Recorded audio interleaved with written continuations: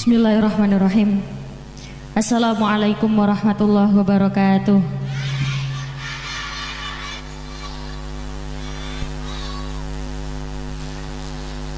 Bismillahirrahmanirrahim. Innal hamdalillah. Sesungguhnya segala puja dan puji hanyalah milik Allah. Asyhadu an la ilaha illallah. Hamba bersaksi bahwa tiada Tuhan yang patut disembah kecuali Allah. Wahdahu la syarikalah, yang maha esa dan tiada sekutu baginya. Hasbi rabbi jalallah, ma fi qalbi ghairullah, mur Muhammad sallallahu la ilaha illallah. Bapak-bapak, ibu-ibu, seporana engkau lo bisa ngocak betul.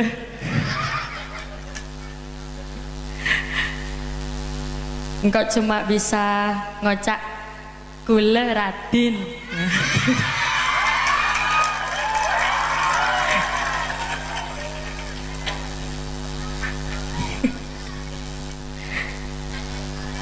Jadi saya mohon izin pakai bahasa Indonesia, tapi karena bahasa sehari-hari saya bahasa Jawa, mohon dimaklumi kalau nanti bahasa Indonesianya medok. Pertama-tama marilah kita puja dan puji syukur kehadirat Allah Subhanahu wa Ta'ala, karena berkat rahmatnya, limpahan kasih sayangnya, kita bisa berkumpul di majelis taklim yang insya Allah mubarakah niki dalam keadaan sehat walafiat. Amin amin ya robbal alamin. Sehat semuanya? Sehat alhamdulillah. Bu, jasmani sehat? Sehat alhamdulillah. Saya lihat juga ibu-ibunya gendut di sini. Nah, kalau di sini bahasa Maduranya gendut apa, Bu? Gembrot, lempoh, engki. Kalau saya lihat ibu-ibu di sini lempoh-lempoh. Alhamdulillah. Sehat jasmaninya, Bu? Sehat alhamdulillah. Rohani sehat? Sehat alhamdulillah. Kantongnya?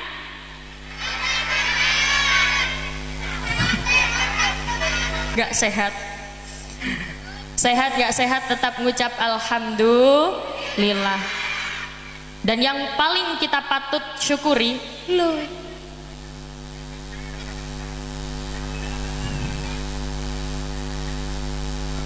dan yang paling harus patut kita syukuri adalah malam hari ini kita tetap diberikan nikmat yang paling besar, yakni nikmat iman lan Islam. Paling gede nikmat, paham Bu? Iman Islam lan bisa taat perintah, ninggal maksiat. Ojo ditunda, jangan ditunda mumpung belum. Kok mati sih? Wong at kok mati. Juga nyambung nek at mumpung belum. Telat salatullah salamullah ala Rasulillah, salatullah salamullah ala Yasin Habibillah, salatullah salamullah ala Yasin Habibillah. Allahumma sholli ala Muhammad. Bapak Ibu yang saya hormati, salawat salam datang Kanjeng Nabi Muhammad sallallahu alaihi wasallam dengan ucapan Allahumma sholli ala Muhammad. Allahumma sholli ala sayyidina Muhammad. Semakin rekasa perjuangan seseorang dalam beribadah, maka semakin besar pula pahalanya. Maka di antara yang duduk dan berdiri, pahalanya besar yang mana?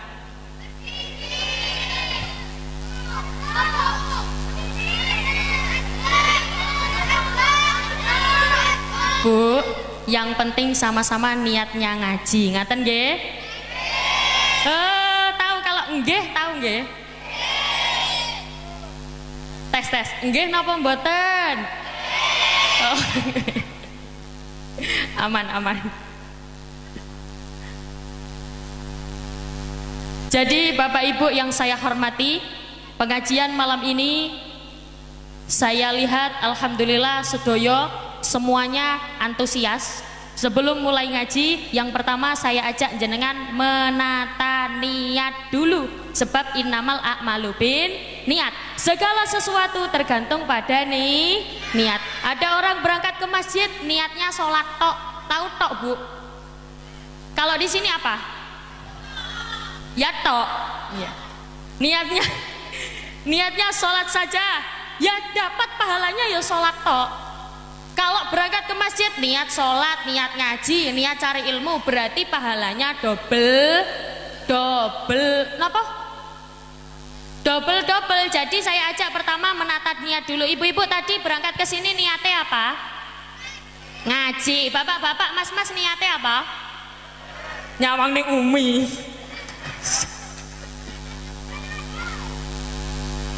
Niat ngaji, cari ilmunya Gusti Allah. Barang siapa yang mencari ilmu duduk sesaat di majelis taklim, maka dia akan mendapatkan pahala sama besarnya dengan pahalanya orang yang sholat 1000 rakaat. Bapak-bapak, ibu-ibu pernah sholat 1000 rakaat?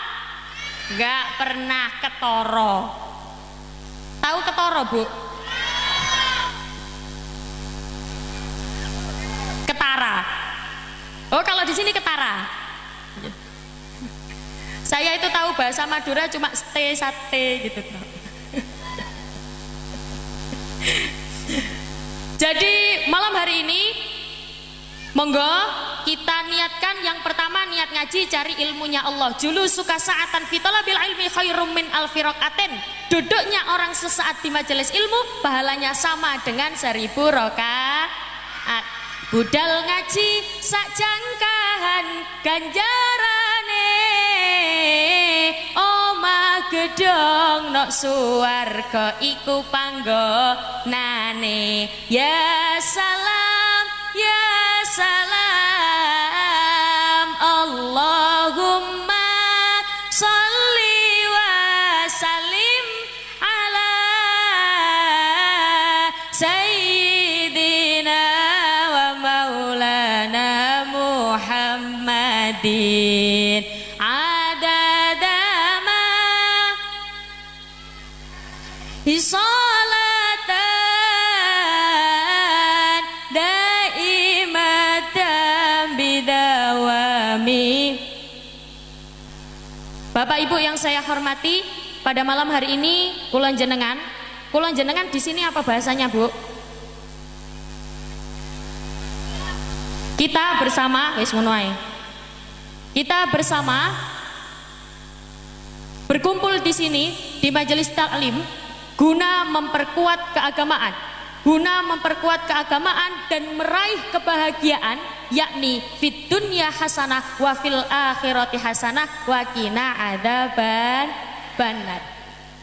Kadang orang niku memaknai bahagia itu salah. Katanya yang kaya raya adalah orang yang paling bahagia. Katanya orang yang populer, yang uangnya banyak itu adalah yang paling bahagia. Padahal makna kebahagiaan sendiri niku bukan itu. Sekarang gini, Bu, ibu-ibu milih mana?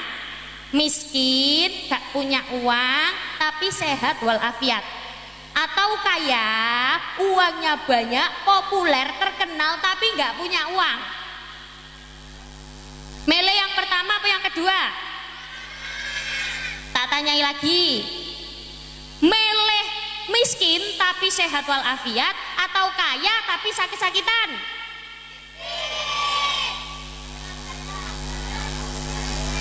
Apa, Bu?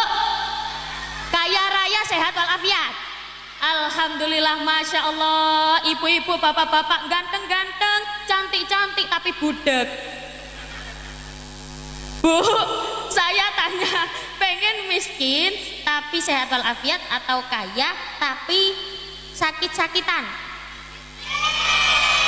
Pengennya sehat walafiat, urip tentram, bahagia. Gitu nggih, Bu, nggih? Maka hidup yang bahagia sesungguhnya adalah orang yang pandai bersyukur. Tidak ada orang yang hidupnya bahagia kalau dia tidak pandai bersyukur terhadap nikmat yang diberikan oleh Allah Subhanahu wa taala.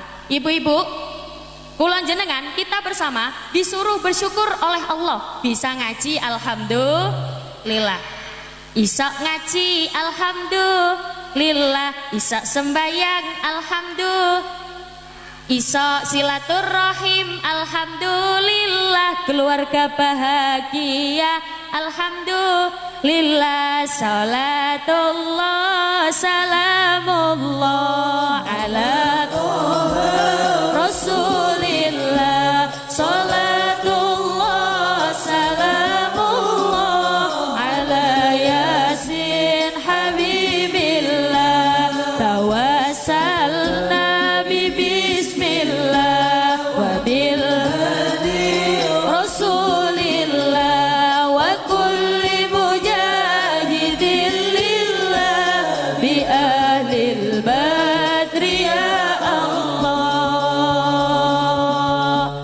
Nabi.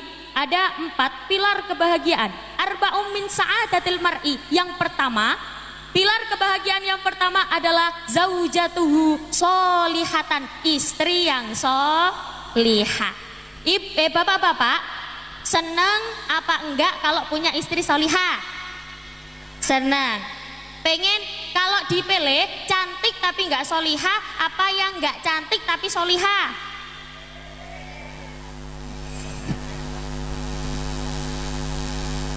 Pengennya yang cantik tapi yang solihah. Padahal Bu, cantik itu relatif. Iya Pak ya? Iya Bu, kecantikan seorang istri itu tergantung pada suaminya.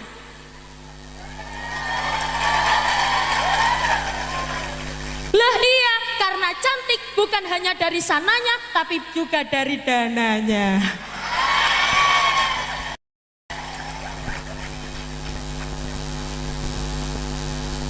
Kenapa Bu? Cocok.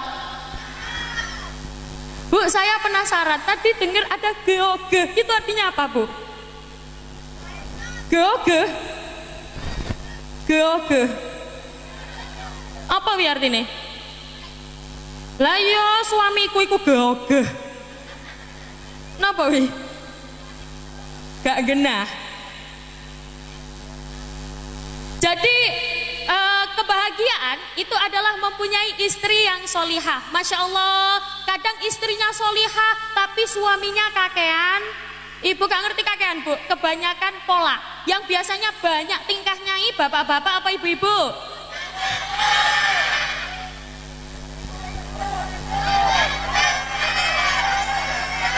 Loh Bu, ada cerita Bu, ada cerita. Ada orang itu cantik, Masya Allah, cuantik ya Masya Allah.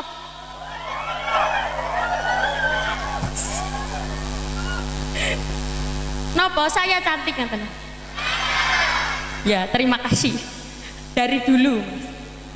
Ada orang itu cantiknya Masya Allah. Oh cantik, luar biasa, solihah, loman. Ibu-ibu tahu loman? Loman itu dermawan. Loman itu dermawan, cantik, solihah, dermawan, kaya raya. Oh, Masya Allah, kaya raya, luar biasa. Ceritanya, kalau di sekolah biasanya ibu-ibu, bapak-bapak ada yang namanya geng. Tahu nggih? Geng, ada geng perempuan, 4 orang perempuan, ada geng perempuan. Ini dia mengincar salah satu orang tertampan di sekolah. Ayo, siapa yang bisa mendapatkan laki-laki itu, maka dia mendapatkan hadiah. Ceritanya kayak gitu. Terus habis itu Bu, akhirnya dari 4 orang yang cantik-cantik ini, salah satu yang cantik luar biasa yang saya ceritakan tadi, cantiknya luar biasa Bu. Kalau orang sini itu kayak bentar toh, tak cari dulu. Kayak nggak ada lah, nggak ada. Oh cantiknya luar biasa, Masya Allah. Ternyata di antara 4 orang ini yang berhasil memikat hati si laki-laki adalah yang cantik, kaya raya, dermawan, solihah, Masya Allah. Setelah itu 2 orang ini akhirnya memutuskan untuk menikah. Setelah menikah dadakno baru ketahuan sifat aslinya, ternyata laki-lakinya males, gak pernah kerja, pokoknya males. Dia gak mau kerja bu, gak mau usaha. Akhirnya apa? Si perempuan ini kan kaya raya, ngomong ke orang tuanya, "Pak, Papa." Biasanya kan panggil anaknya papa gitu nggih. Kalau di sini manggilnya apa? Bapak.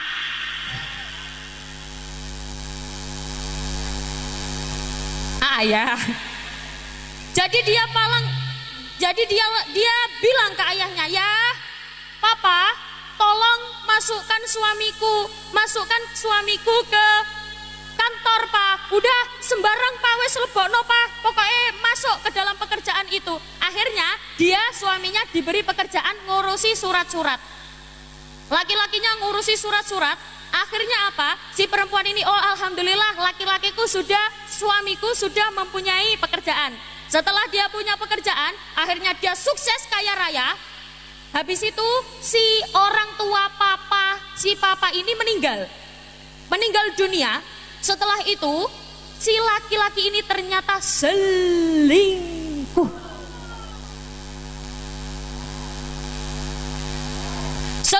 Dia ketahuan berdua dengan wanita lain. Masya Allah, sakitnya tuh di sini.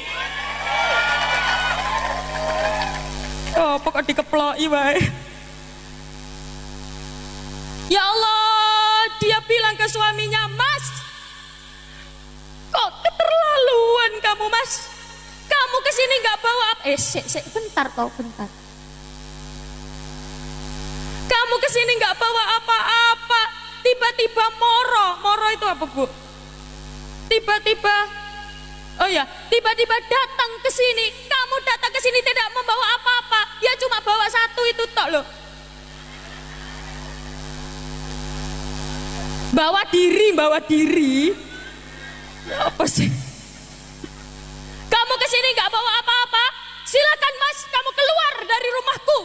Kau kuusir, kata si laki-laki. Loh, semua sertifikat tanah kantor semua sudah saya balik namakan atas namaku. Kamu yang pergi dari sini. Ya Allah. Kau iso hore loh. Ya Allah, wanita solihah cantik Masya Allah diuji. Bojone sing lanang kakean pola, kakean tingkah. Makanya sing biasanya banyak tingkahi bapak-bapak atau ibu-ibu. Bapak-bapak yang biasanya banyak omongi wong lanang apa wong wedok? Op. Gak apa-apa bu, pancene pengajian kayak gini, maksudnya banyak anak-anak, ini kredit rame, gak apa-apa. Biasanya ini bu, bisa jadi amal jariah saya, kali ibu, kalian jenengan, orang tua, para orang tua, anak-anak ini bisa jadi amal jariah kulon jenengan. Jadi anak-anak kalau misalnya ikut pengajian, setelah itu jenengan sudah tidak ada, sudah meninggal, anak-anak yang tetap ikut pengajian niki dapat pahala-pahalanya ngalir ke jenengan ke kuburan. Amin Allahumma. Amin. Jadi si istri ini tadi akhirnya dia pergi dari rumah, tidak membawa apa-apa. Dia konsultasi dengan Ustadz. "Assalamualaikum Ustadz. Saya ini sudah sebatang kara, tidak punya siapa-siapa. Saya ditipu oleh suami saya sendiri Ustadz." Tapi apa kata Ustadz?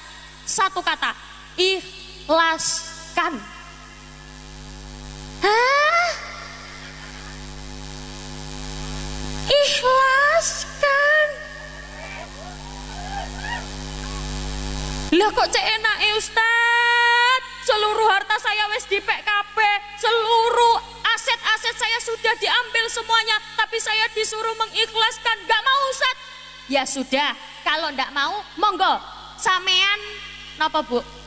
Monggo diratapi sendiri. Akhirnya apa? Dia tidak mau ikhlas, punya penyakit hati. Setelah punya penyakit hati, akhirnya dia sakit parah, dia kena stroke. Makanya ibu-ibu, meskipun bapak-bapak ini kok rodok jengkel nih, kok rodok mangkel no ati,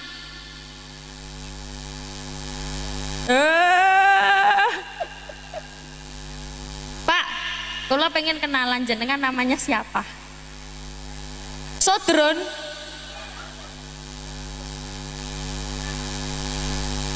Akhirnya apa, Bu?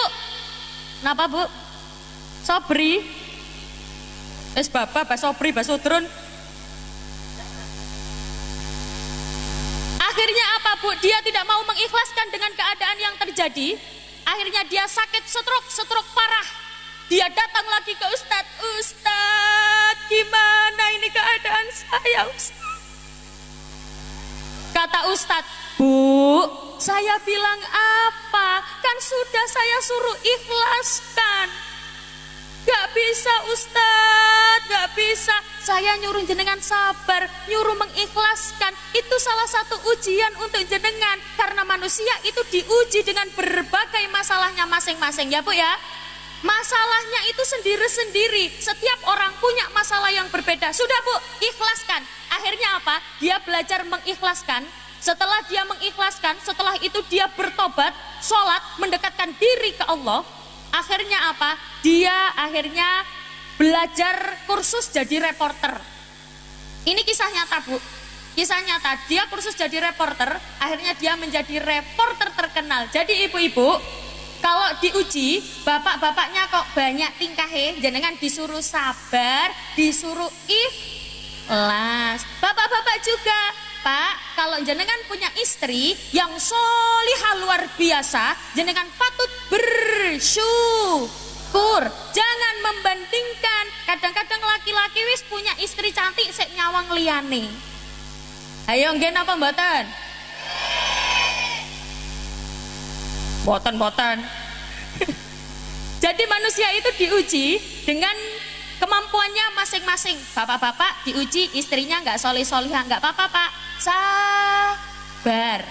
Jadi manusia itu diuji dengan ujiannya masing-masing. Yang pertama pilar bahagia adalah mempunyai istri yang solihah. Yang kedua adalah auladu abroron, anak yang solihah. Bapak ibu punya anak solihah, seneng napa mboten? Senang. Sebab apa, Bu? Anak itu kalau tidak tahu ilmu agama itu berbahaya. Karena macamnya anak ada 3. Yang pertama, anak itu bisa jadi fitnah. Innama amwalukum wa auladukum fitnah. Anak itu bisa jadi fitnah. Apa buktinya? Banyak. Bedah atauren.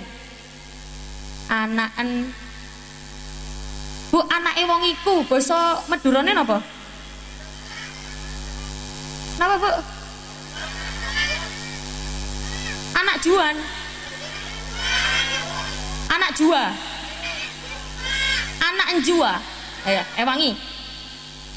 Bedah atauran, anak enjua. Bedah tukaran, anak enjua. Sepeda motor elang, anak enjua. TV elang, anak enjua. Rendeh elang. Lo yo kak lo. Ibu-ibu tahu rondo, Bu? Rondo itu bahasa Indonesianya rande. Apa? Bahasa Maduranya rande. Karena anak itu bisa jadi fitnah, Bu. Orang tua tidak ikut melakukan, tapi orang tua ikut disalah-salahkan. Semua orang bertanya, tapi tanyanya sambil ngejek. Anak itu bisa jadi fitnahnya orang tua. Yang kedua, anak itu bisa jadi musuhnya orang tua. Buktinya apa? Wa qalu rabbana inna ata'na sadatana wa kubara'ana fa'adalluna sabila. Bu, masih semangat? Kalau ada ayat Al-Quran dibaca, sebagai orang yang beriman, hatinya bergetar, dibimbing dengan lisan kita dengan mengucapkan Allah. Ibu-ibu, saya ulangi lagi, mau jawab Allah? Mau. Fokus ya, fokus, konsentrasi. An'amta alaihim ghairil maghdubi alaihim waladdallin.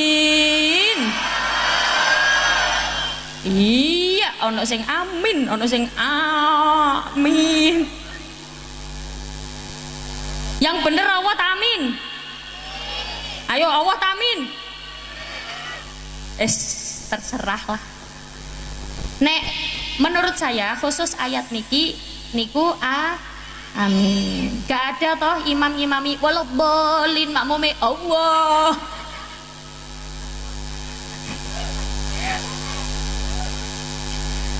Jadi anak itu bisa jadi fitnah. Duh Gusti, anak bisa jadi musuhnya orang tua. Ya Allah, saya tidak pernah diajarkan oleh kedua orang tua saya soal agama.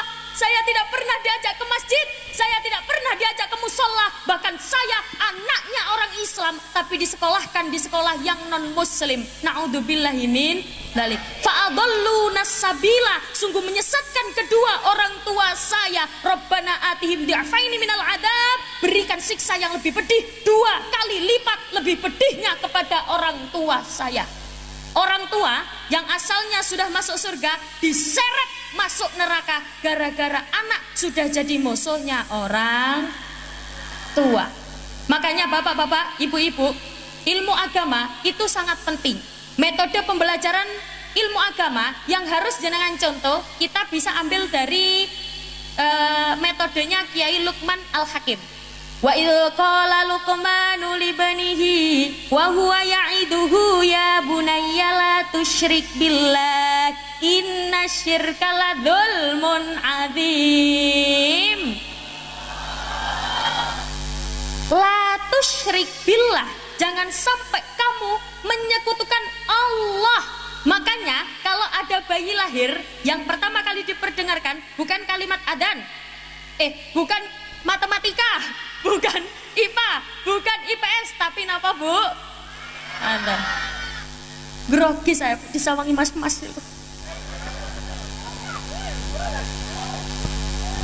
Jadi yang pertama kali diperdengarkan adalah kalimat adzan. Makanya kalau bayi baru lahir, golongan jenengan dianjurkan, bapak-bapak dianjurkan untuk nempelkan itu apa? Menempelkan mulutnya di telinga. Bapak-bapak kalau adzan ditempelkan di telinga, seret dekat dengan telinga adzannya, tapi pelan-pelan. Jangan adzan kayak dicorong. Adzan di telinga dadak kaya adzan di masjid. Wah.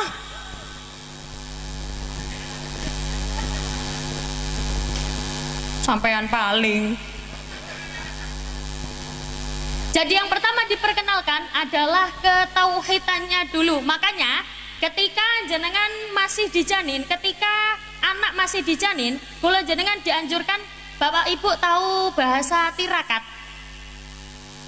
Nggak tahu. Tirakat itu ya tirakat. Pokoknya tirakat itu wes gitulah pokoknya. Disuruh puasa, disuruh baca Al-Quran biar anaknya jadi solihah. Bahkan ketika belum jadi janin pun, ketika Bapak Ibu berhubungan kikuk-kikuk itu di bawah umur itu dianjurkan untuk berdoa. Nggih napa mboten? Nggih. Bapak Ibu sudah hafal doanya? Pak, gak hafal Pak. Ya wes tak dudukno. Doanya gini Bu, Allahumma jannibna minasyaiton wa jannibis syaiton ma razaqtana. Hafal? Ya udah, bismillah tok. Bismillahirrahmanirrahim. Kok alhamdulillah kalau ditambah Yasin, Waqiah sama tahlil. Apa selak turu. Jadi kula jenengan dianjurkan untuk membaca doa dari mulai anak belum lahir. Ini penting Bu, maka pendidikan anak soal agama ini penting, tapi harus balance dengan skillnya. Maksudnya apa? Skill harus balance dengan ilmu agamanya. Contoh, saya ilustrasi dengan cerita. Bapak Ibu biasanya kalau di sini pengajian sampai jam berapa? Sampai jam berapa Bu? Subuh?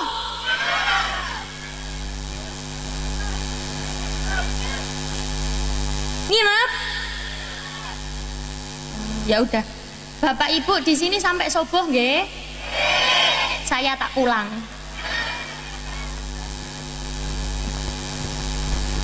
Tapi ilmu agama dan skillnya harus balance. Ini contoh, saya contohkan analogi cerita. Contoh ada 2 orang, namanya siapa mau? Sodri. Ada namanya Sodri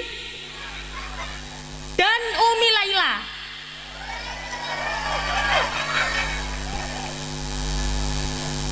Ada Sodri dan Umi Laila. Dua orang ini adalah 2 orang yang berbeda. Ceritanya Umi Laila ini wonge cantik,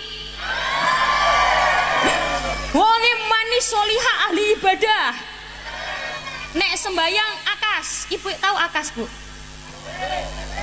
Bukan cepet pak, nek cepet ya wabar ngono. Akas itu,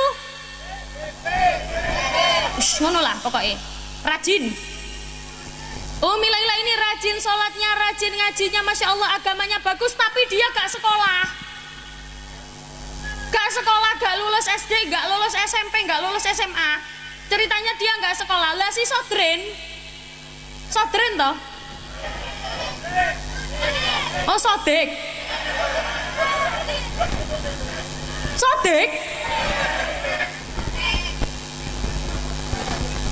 Kok hati-hati? Lah si Sodik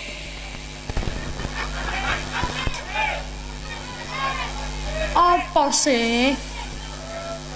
Lah si Sodik ini ceritanya orangnya males.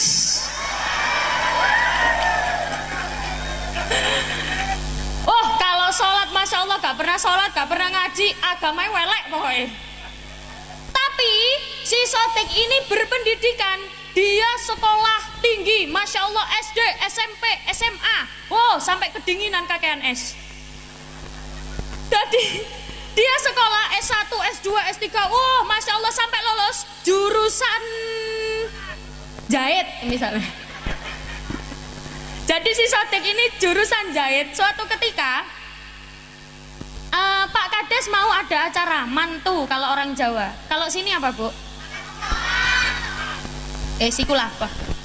Mantu. Ceritanya Pak Kades ini mau menikahkan anaknya, kepengen semua keluarganya itu diseragami, dipakai ini seragam kembar. Kalau kata anak sekarang itu bridesmaid, bener toh? Oh couple, anak ini couple. Ceritanya Pak Kades ingin menyeragami seluruh keluarganya, pengen jahitkan seragam bridesmaid. Kira-kira Pak Kades harus datang ke Sodik atau ke Umi Laila? Sodik gak sholat.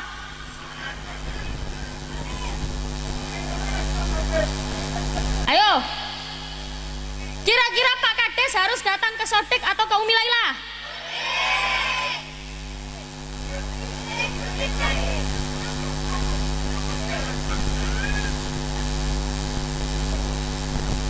Bu, Sodik gak sekolah, Sodik gak sembayang, gak sholat. Umi Laila sing solihah, tapi gak bisa menjahit. Itulah kenapa ilmu agama dan skill harus jalannya balance. Balance bu. Bela kadei iya apa? Ajai sembah aku dibujuki tak ambek wong kene. Jadi skill sama ilmu agama juga harus balance. Cuman ilmu agama ini yang penting bu, ilmu agama penting, baca Qurannya juga penting. Maka kalau ada madrasah diniyah, ada TPQ, titipkan ke yayasan madrasah diniyah dan TPQ. Gitu nggih bu nggih? Di sini SPP-nya berapa? Gratis. Bu, gratis. Astagfirullahaladzim. Afdhalu dzikri fa'lam annahu.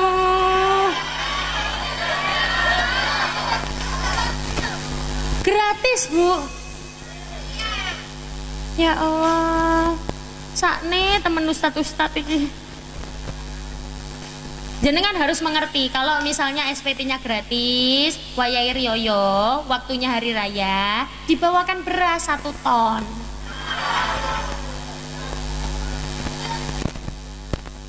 Biar putra-putri kulon jenengan, anak-anak kita bersama ini jadi anak yang soleh solihah. Bu, saya tadi baru nemu siiran bagus. Jenengan tahu ada solawatnya Az-Zahir. Alamate anak soleh iku papat. Saya sing nyanyi Mbak Emawon, kula tak ngombe. Monggo Mbak.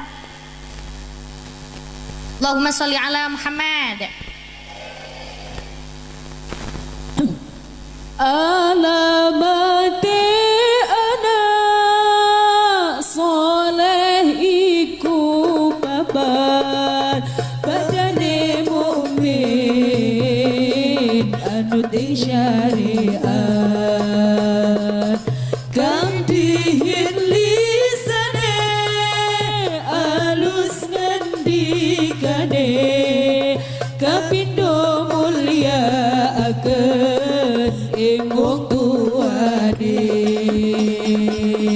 Ya Rasulullah salamun alaik ya rafi'a syani wa darajati adfata yaji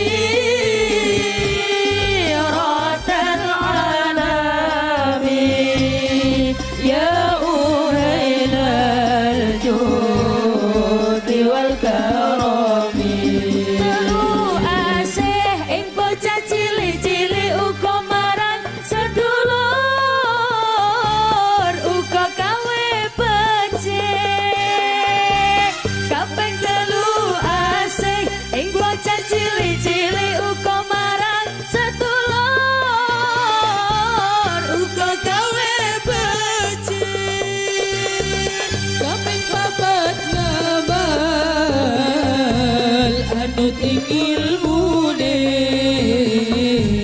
dadi tanggung jawab orang ngawulani. Ya Rasulullah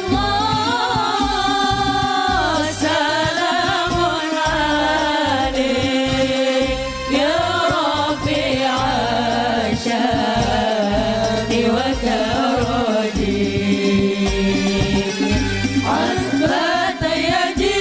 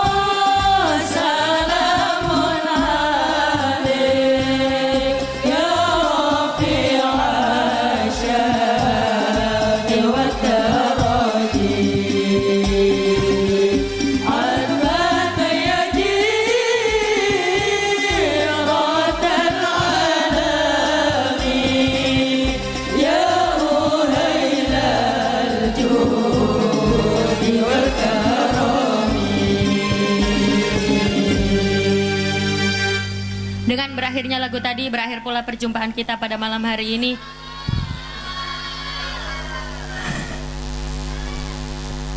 Bu, masih semangat? Jenengan boten kewalahan dengan bahasa kulo? Aman? Berarti rencana sampai jam? Subuh. Oke, subuh. Memang kalau kata orang Jawa itu Bu, beda desa beda caranya. Kalau kata orang Jawa, seje desa mawa coro. Napa Bu? Kalau kata orang Madura, napa? Beda desa beda caranya apa Bu? Lain desa lain caranya. Lain desa lain caranya. Kalau saya biasanya di Jawa Timur, oh ini Jawa Timur ya Bu? Kalau saya biasanya di Bojonegoro, kalau di orang Jawa, lingkungan orang Jawa biasanya wi dapat wedang jahe Bu. Biasanya di sini ada buah-buahan. Kalau di sini emang air putih tok gini ya. Air putih tok tapi minta sampai subuh. Gak apa-apa Bu, gak apa-apa Bu. Saya kesini tuh niat ngaji Bu, niat ngaji ikhlas tanpa mengharap apa-apa. Meskipun gak dapat wedang jahe, meskipun gak dapat buah-buahan, gak apa-apa Bu. Saya kesini ikhlas, niat ngaji, tidak mencari apapun. Allah. Loh iya Bu, saya tidak mengharap apa-apa sama sekali. Saya niat ngaji. Alah, kok kau oleh amplop marah-marah. Bu, saya nggak lihat itunya Bu. Saya nggak dapat amplop, nggak disangoni, nggak masalah. Nggak masalah. Yang penting isinya ada. Allahumma sholli ala Muhammad. Bapak Ibu pasti menginginkan anak-anaknya solih-solihah semuanya, nggih Bu nggih? Pasti ingin anaknya solih-solihah semuanya. Yang pertama yang harus dilakukan, jangan sampai putus doa, jangan sampai kehilangan keyakinan pada doa. Makanya ibu-ibu, ibu saya dulu, jadi ibu saya itu sakit Bu. Dulu pas masih sehat, setelah sholat, dia itu ibu kuloniku, ibu saya itu memfatihai anaknya satu-satu 7 kali.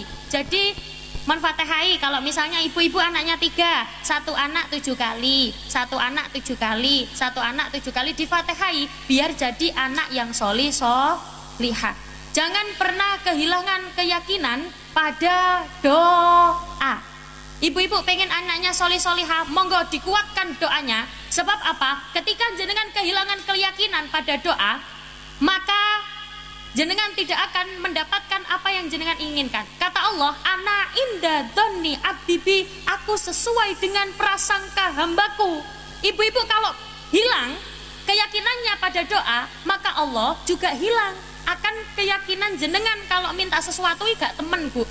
Jenengan beranggapan bahwa Allah tidak akan mengabulkan doa jenengan, maka Allah juga tidak akan mengabulkan. Maka yang utama harus dilakukan, jenengan harus jangan kehilangan keyakinan pada doa. Ibu-ibu setelah sholat doakan anak-anaknya biar jadi anak yang solihah. Ibu-ibu syukur-syukur dibacakan anaknya, dibacakan Fatihah. Ibu-ibu baca Fatihah kalau setelah sholat. Nah, pengen anaknya ahli Quran, ibu-ibu juga harus mengajari. Oh saya nggak bisa baca Quran, titipkan ke TPQ. Ibu-ibu anaknya suka baca Quran, seneng, bisa baca Al-Quran, seneng napa mboten? Seneng, pasti seneng. Ibu-ibu tapi juga harus memberi contoh. Ibu-ibu sehari Al-Quran dipegang berapa kali Bu? Bu? Gak pernah? Oh habis maghrib tok? Oh nggih, kok kayak gak percaya. Dibaca Bu Al-Qurannya minimal 1 hari semalam. Saya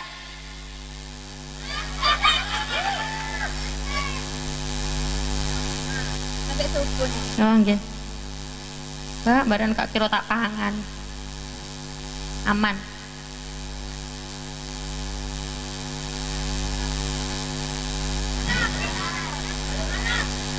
Subuh tenan. Sudah. Enak ya Bu lihat saya nggih. Tinggalnya kelemik tok gitu nggih. Saya yang nggak enak Bu. Jadi ibu-ibu pengen anaknya ahli baca Quran, ibu-ibu harus memberi contoh baca Al-Quran minimal 1 hari semalam. Jenengan baca Al-Quran 1 kali, ambil wudhu, buka Qurannya, oh masih ada tulisannya tutupen.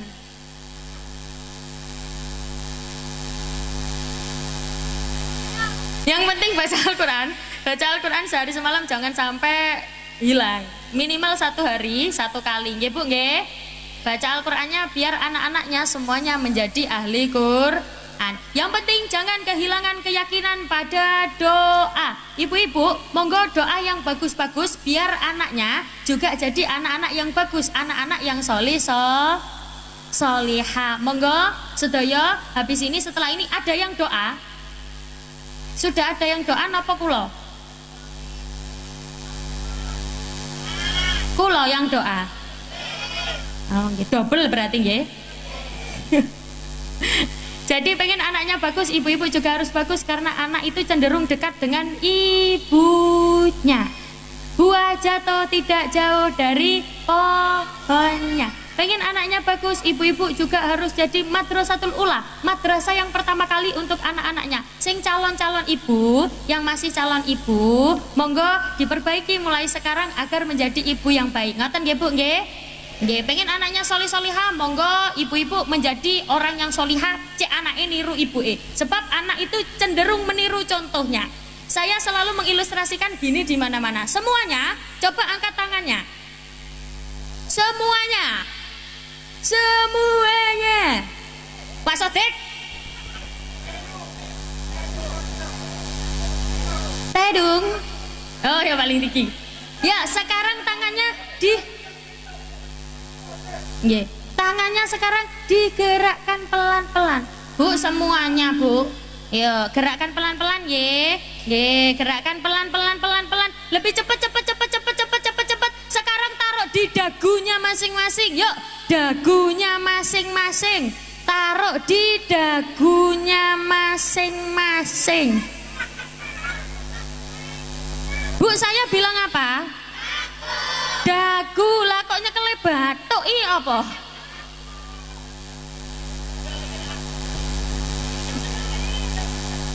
Dehi kok apa? Oh, dehi. Saya bilang dagu kok nyekele dehi.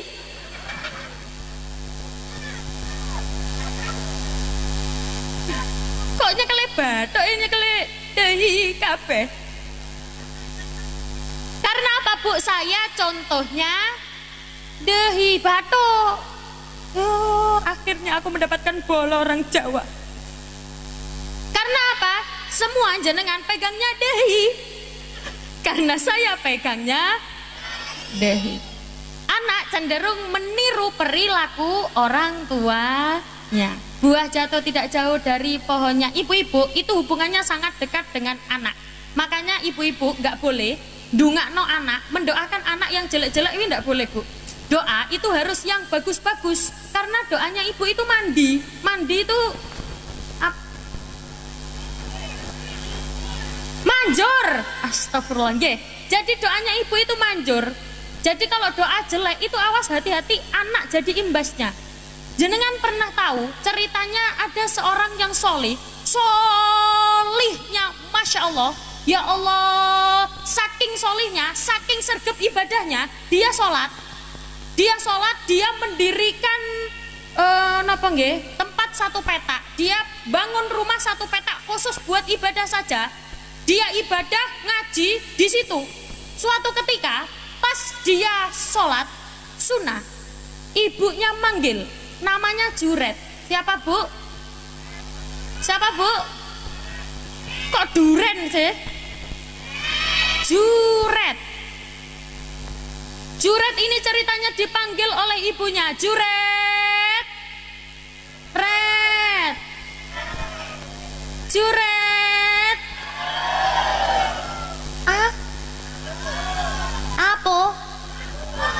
Apa po? Mbolah mboh. Juret dipanggil oleh ibunya. Juret.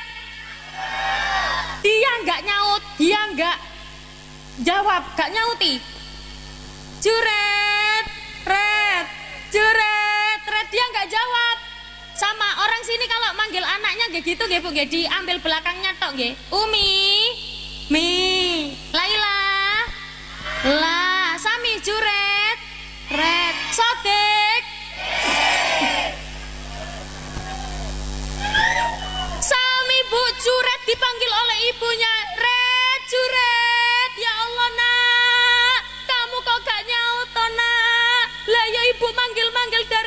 tadi sampai haus nak, tak mimik sik.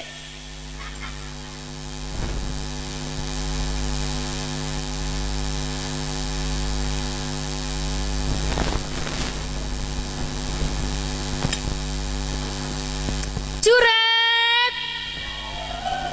Sembuh kan?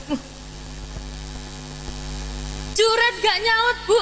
Juret tidak menjawab panggilan dari ibunya. Akhirnya apa? Ibunya mendoakan, Juret, kamu nak kok gak nyaut nak? Ibu capek nak, manggil-manggil dari tadi. Waduh nak, wes kamu akan diberi ujian yang berat oleh Allah.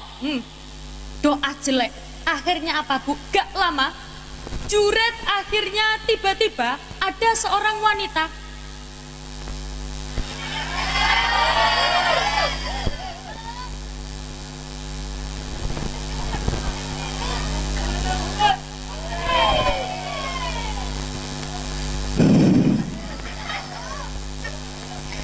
Akhirnya apa bu?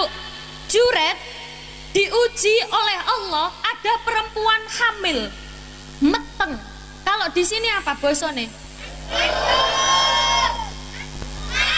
Ngandung, gandung, ngandul, ngandung. Perempuan ini akhirnya dia keliling kampung, aku ngandung.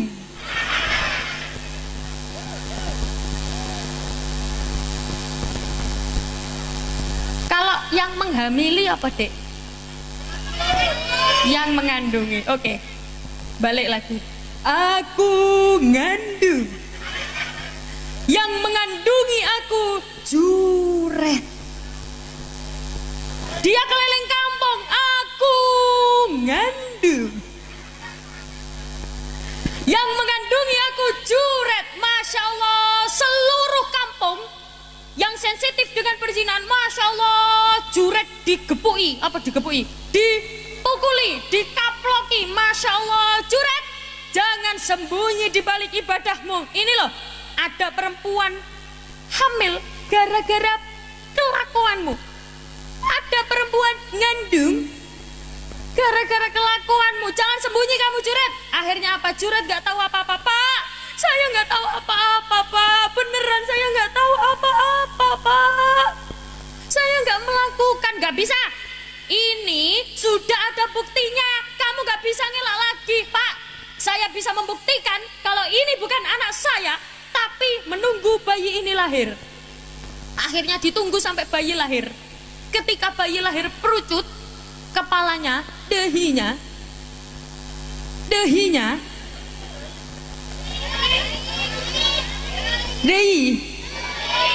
sembarang lah. Dehinya dipegang sama Juret. Ditanyai, awakmu anaknya sopo nak? Bayi baru lahir jawab, aku anaknya Sodek.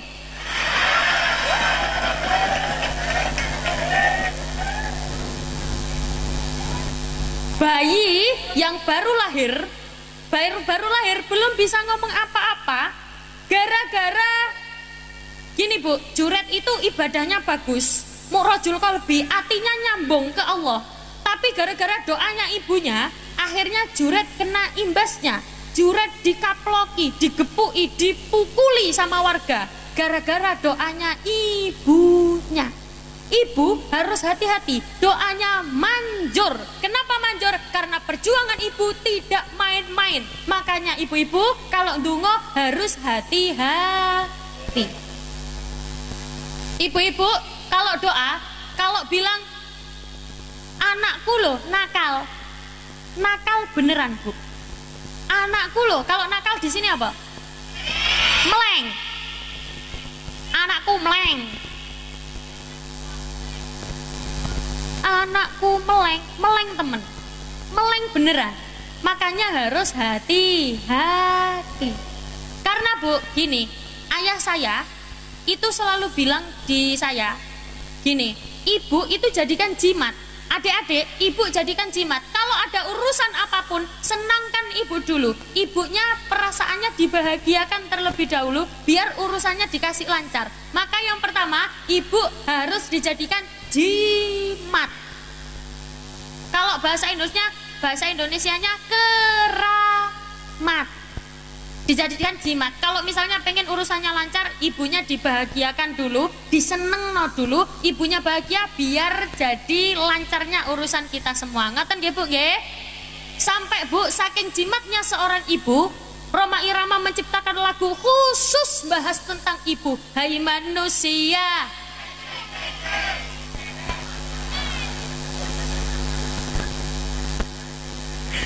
hormati ibumu yang melahirkan. Kak enak. Dan membesarkanmu, darah dagingmu dari air susunya, jiwa ragamu dari kasih sayangnya. Dialah manusia satu-satunya yang menyayangimu tanpa ada batasnya. Yo bersama nyu.